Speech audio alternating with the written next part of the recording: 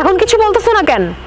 আমার আর তোমাকে কিচ্ছু বলার নাই ঐশী, কিচ্ছু বলার নাই। কারণ তুমি নিজেও ভালো করে জানো সব দোষ তোমার। সব দোষ আমার? দোষ আমার? তুমি বুঝে বলতেছো? তুমি কি বলতেছো? তুমি কেন এমন করতেছো? তুমি আমার থেকে আলাদা হওয়ার জন্য এমন করতেছো।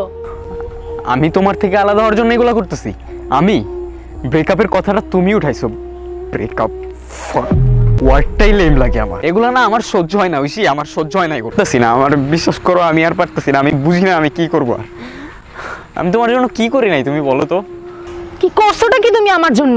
নিজের যা ইচ্ছা তুমি তাই করতেছো। নিজের যা ইচ্ছা তা তুমি করো, আমার কোনো প্রবলেম নাই। তো তুমি আমারে কি করতে বলতেছো? কি করব আমি? বলো আমি কি করব? তারপর আচ্ছা কি করলে তোমার জন্য করা হবে বলো তো? উপর থেকে নিচ পর্যন্ত যে মানুষটারে দেখতেছো, একটা রিয়েল মানুষ তোমার সামনে দাঁড়ায় আছে। আর ভালোবাসা এতটা চিপ না। তুমি তো কিছুই করতে পারো না আমার জন্য।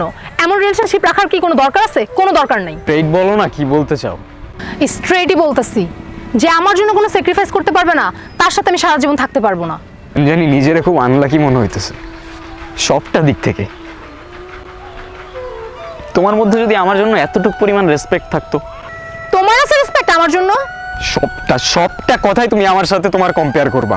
আজকের পর থেকে আর কখনোই করবো না, এটাই শেষ।